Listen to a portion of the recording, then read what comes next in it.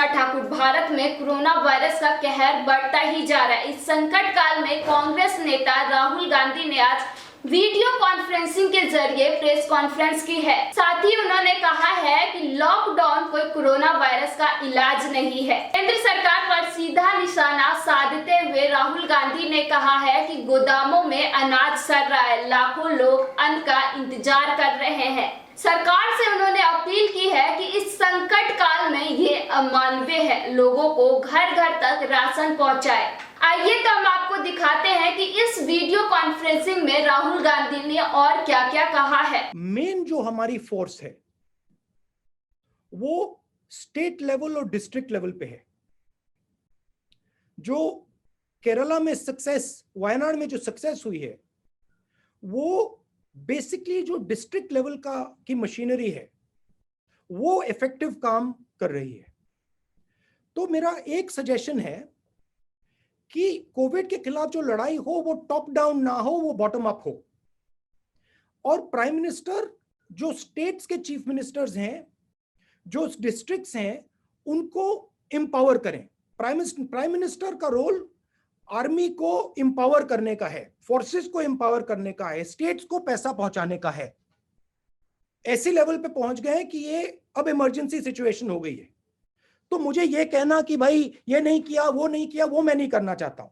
जो किया किया, जो नहीं किया नहीं किया। अब आगे देखते हैं और मिलकर हिंदुस्तान यूनाइट होके इस चीज से लड़े। और इससे देश को भी फायदा होगा कि जिस प्रकार से पैसा पहुंचना चाहिए, जिस स्पीड से पहुंचना चाहिए, वो नहीं पहुंच रहा है। मैं आपको 2-3 उदाहरण देता हूं।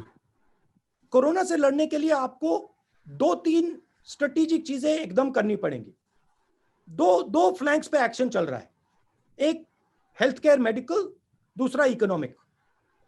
थोड़ी सी मैं इकोनॉमिक स्फीयर की बात करता हूं। फूड शॉर्टेज आएगी, आने वाली है। आपके पास गोदाम में फूड सप्लाई है, उसको आप दीजिए। एकदम आप गरीब लोगों को फूड सप्लाई देना शुरू कीजिए। बहुत सारे गरीब लोग हैं जिनके पास राशन कार्ड नहीं है, उनको भी इंक्लूड कीजिए। तो फूड का एक सेफ्टी नेट तैयार कीजिए। न्याय योजना, डायरेक्ट पैसा 20% सबसे गरीब लोगों के बैंक अकाउंट में डालिए। प्रीएम्प्टिवली कीजिए, क्योंकि ये जो हमारी सबसे गरीब लोग हैं, जो वीकर सेक्शंस हैं, जो मैन्युअल लेबरर्स हैं, इनको प्रॉब्लम आ गई है और आएगी।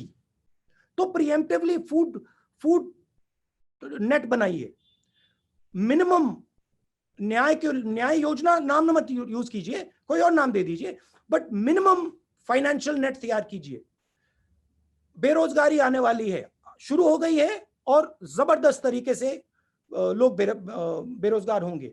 बुजुर्ग लोग हैं, वो वनरेबल हैं। और हिंदुस्तान में एक यूनिक चीज है जो वेस्टर्न कंट्रीज में, अमेरिका में, यूरोप में नहीं है।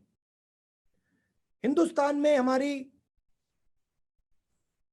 Diabetes, heart disease, hypertension, pollution के कारण क्रॉनिक लंग इन्फेक्शन, ये बहुत है। और ये सिर्फ बुजुर्ग लोगों में नहीं है, ये मिडिल एज लोगों में और जवान लोगों में है, मिडिल क्लास में है।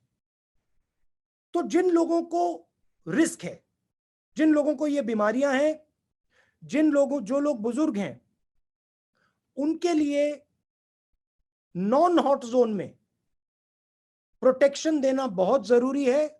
उनको इन्फॉर्म करना, उनको बताना कि वो रिस्क में है, उनको ये बहुत जरूरी है। और स्ट्रेटेजिकली ये काम करना पड़ेगा, क्योंकि मुझे लगता है कि ये यूरोप और अमेरिका में बुजुर्ग लोगों की बीमारी है, मगर हिंदुस्तान में ये सिर्फ बुजुर्ग लोगों की बीमारी नहीं होगी। मुझे लगता है कि पॉसिबिलिटी है कि ये युवाओं की और मिडिल एज लोगों की भी बीमारी हो सकती है, जिनको डायबिटीज है, जिनको हाइपरटेंशन है, जिनको हार्ट डिजीज है। तो उनके लिए भी स्पेशल सोच होनी चाहिए। स्ट्रेटेजिकली हमें सोचना चाहिए कि इनको हम कैसे अलग रखेंगे लॉकडाउन खुलने के बाद।